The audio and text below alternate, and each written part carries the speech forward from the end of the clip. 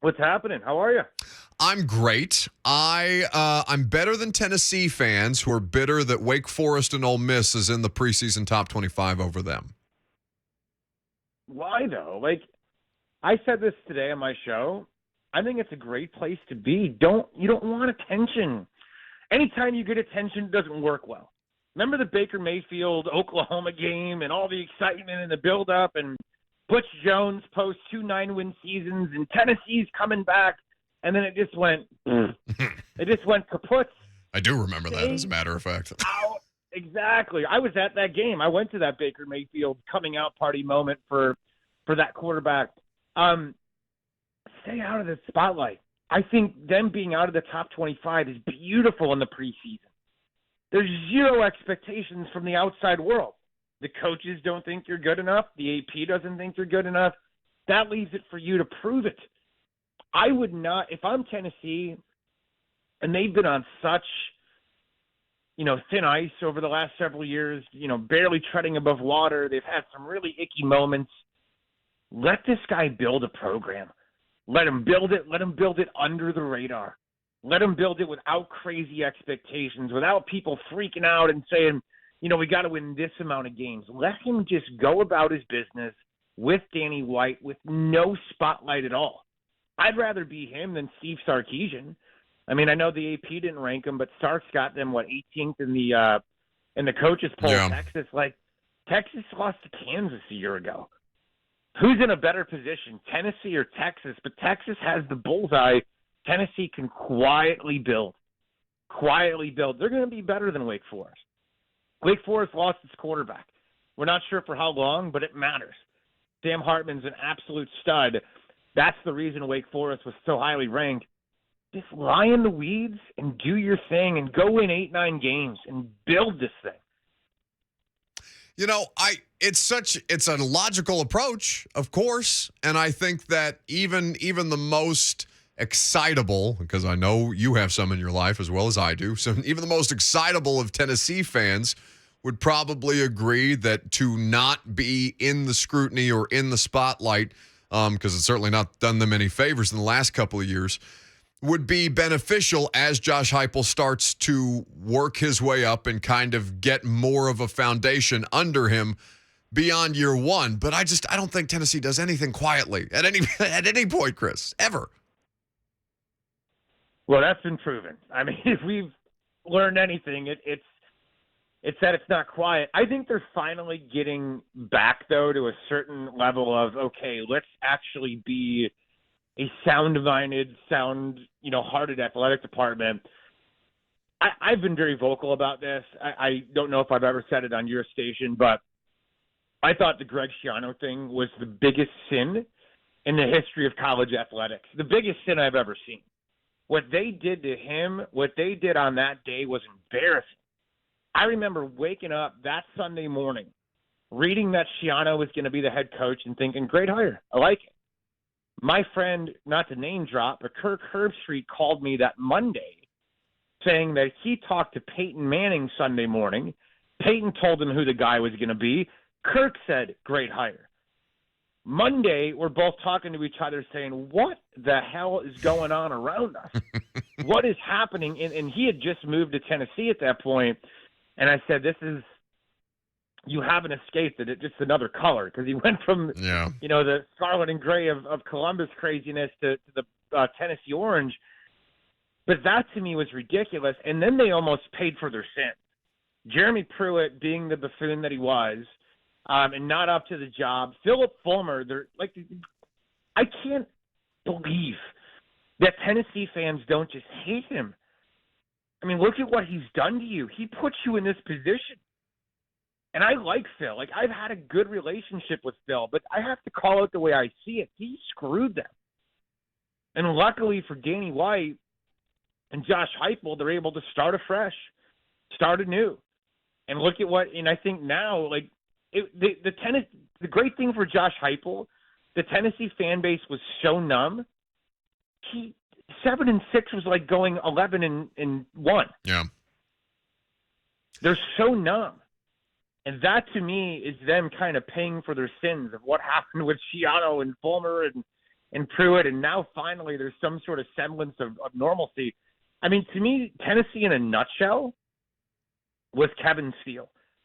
They paid Kevin Steele $900,000 to look at Facebook for a month in his office. That's crazy. It's just a thing that happened. That but I mean, it was discussed plenty while it was happening because they're like, okay, is he going to be the head coach and all these things? But just the lack of stability, and I think it's an interesting kind of conversation because now you're talking about two different things. I think you're talking about the way that Tennessee fans react and perceive things versus the way that it is structurally the program and the athletic department being run now by somebody who has experience operating in these kind of spaces in Danny White. Because I think that if you ask the vast majority of Tennessee fans, Chris, you probably have had conversations like this at some point. By the way, Chris Childers at Childers Radio, the full ride on SiriusXM channel 84. You can check it out during the weekdays while we're on the air as well. But I think if you talk to Tennessee fans, they'd probably come back and say, yeah, Schiano Sunday worth it because now we have Heupel. That's a good point. You know, it was a long road to get here, but what the heck? They haven't had to really eat it outside of the Pruitt stuff being a bad look. Yeah, and I'm not here saying that Greg Schiano would even still be there. I'm not saying he's the greatest coach in the world. I just thought that was insane. And they ended up with a guy that was worse than Greg Schiano. I mean, that was a disaster, what happened with Jeremy Pruitt. So, to me, sure, if it ultimately was the long road to get the right guy and Josh Heupel ends up being the right guy, then fine.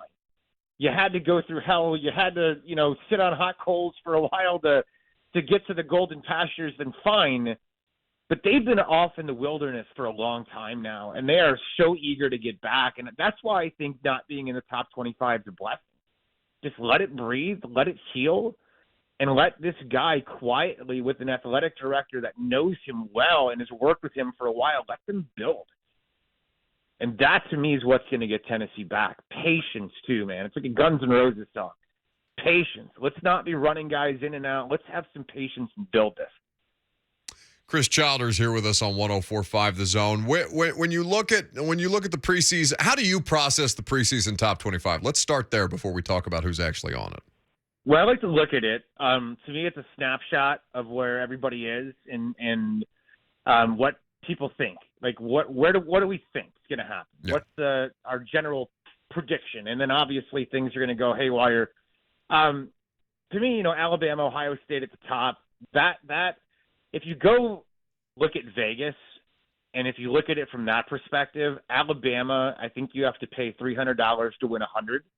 Ohio State, I think it's like $150 or $250 to win $100. I think it's $250 to win $100. Georgia, I think it's $150 to win $100, and then Clemson's even money. And then after that, nobody else has a win-loss total over 8.5. So there is a gap immensely. And I say this because I think it paints a vivid picture. Not that I'm saying anything from a gambling perspective, but Vegas seems to know things. And I think there's a huge drop-off from number 4 and everybody else. And I still think Clemson's a have. Clemson's defense is going to be freakishly good. If they fix their offensive at all, they'll be right there. Georgia, you give them the benefit of the doubt, even though they lost a lot, but they should replenish quite well. But to me, this is all about Alabama and Ohio State. I said this earlier. I know I've been pushing relegation and promotion and how I believe it would work beautifully in college football, but there was another concept that was introduced not long ago in European soccer that I actually think might work in American football. What if we took Alabama, Ohio State, and these halves, Clemson, et cetera, Oklahoma, and put them in a super league? USC, let them play each other, give the winner of the SEC or whatever access into the super league, and that way we're not having to blow up the current model that we have. And to me, you would create this enormous revenue-generating system across the board that would only be beneficial to TV networks that are desperate for live programming to attract advertisers. But, when you look at Alabama, I look at Alabama, Ohio State draw a line. Vegas draws the line after Clemson. How fun would it be if we kicked them out and let everybody else play? How fun would that be? How interesting. Listen, You know what I'm Childers, you saying? sold Like, it would me. be incredible. You've sold me on that because I just want the best games, the best competition, the best Sure. opponents as much as humanly possible. But I think that, the larger contingent of regionalized college football fans just recoil at even the sound of anything super, anything And that's what happened in Europe. conglomerate. It happened in Europe. The same thing. They tried to do it with Chelsea and Barcelona and Juventus and all those programs, and the fans revolted. But from an interest standpoint, I mean, we have the same crap every year. How fun would it be if we actually had a bunch of parity in college football and had no idea, and then they played it out and got access to this mega league at the end? I don't know. This is an idea, but to me, Alabama, Ohio State being number 1 and number 2, Georgia, Clemson, and then everybody else, for example, I'll put it very vividly to you. Oklahoma State and Notre Dame – Oklahoma State. Ohio State and Notre Dame play each other in 18 days. Ohio State is a 15.5-point favorite against the number 5 team in America. Yeah, that tells the story. Concrete, and everybody understands exactly what that means when you put it in the context of that. At Childers Radio is where you can follow him. So I'm looking at this. I'm looking at this as objectively as humanly possible, Chris, when I kind of size up what this tells me about how people are thinking about the college football season. And it's in just talking to people around Clemson, and you speak with coaches, you speak with people who are involved with programs all over the country, but with Clemson, they seem so unbothered by the idea that if they have to just put Cade Klubnik in because DJ is still dealing with inaccuracy issues, they can continue to thrive. Like the idea that Nick Saban is talking about rebuilding seasons at Alabama, and he's probably right. The fact that I get the same vibe off of Clemson, I don't know how I feel about it, other than I'm just like, it's just resignation over to the fact that, yeah, they're both probably right. Probably. I mean, Alabama was in a rebuilding season. I mean, look, there was Georgia or bust last year. We never really thought Alabama was good enough until Alabama beat them in the SEC title game, and it was like, oh, maybe we should change our way of thinking. That's what flipped that. But that was Georgia or bust. That was Georgia better win the national title, or when the hell are they going to win it kind of a season. I feel the same way about Alabama this year. Clemson, I just think they're too talented. They've recruited too well. They have too much talent. The quarterback issue, I don't know if Klubnik's going to be good or not, but DJ Uiagalelei has a beautiful body. He looks like, Battlestar Galactica out there, has like a Cam Newton kind of build to him. But he's got one pitch. He's a fastball guy. He's got no ability to put touch on the ball. He's got no ability to lead a receiver. He throws a great fastball, and it gets there fast. He's got a hell of an arm. But he reminds me of Jeremy Johnson at Auburn. Jeremy Johnson looked gorgeous, had a howitzer. But I went to one of their practices, and I was standing there with Rick Neuheisel, and Rick looked at me and said, "They're screwed." And I said, "I know. I can see it." He said, "Why?" I said, "This kid has no touch, and they're not doing any quarterback runs." Yeah. Because they don't want to get him hurt. They're screwed, and they were. And then I think they almost lost to Jacksonville State that year. So I would, at this point, based on rosters, give those programs the benefit of the doubt, even Clemson. When you look at Billy Napier and Brian Kelly in the SEC this year, what about those two and their kind of trajectories in this conference interests you the most? Because they do play this season. Yeah, Napier's a gas. I mean, Florida is a whole new world for him. He's got like 5,000 people on his coaching staff. The Utah game's going to be really interesting to see how that sets the tone. I think they're good. I think they're like an 8-9 win kind of team. Brian Kelly, I think, is a rock star's rock star. I think he's one of the elite coaches in college football. LSU is one of those programs that's won, and they've won big, and they've won with some dunderheads. I mean, Coach O and Les Miles are not exactly – we're not looking to them to lead America anytime soon. Like that – Careful, I'm not Chris. sure I would hire – Careful. I'm just saying, like, we're not – those are not guys we're looking to as like, oh, these are incredible, profound leaders. Like, they're not. Brian Kelly is bona fide. Like, Coach O is like a cartoon character. Les Miles is a cartoon character. They are great examples to me of I always thought coaches were smart growing up, and then I realized not so much. Yeah. Rick's joke is if you put a bunch of coaches' heads together, you'd form a rock pile. Brian's not that. He's an intellect. I think his presence alone wins 10 games this year. That's what I think about Brian Kelly. That is certainly high praise from Chris Childers of the Full Ride on Hopefully SiriusXM. I didn't offend anybody. I don't think you've offended anybody. You know what I'm saying. I mean, Coach O and Les Miles are not exactly No. scholars. They're different variants of swamp monsters. Is what I think of is what I think of them. They're just kind of like mascots. They're out.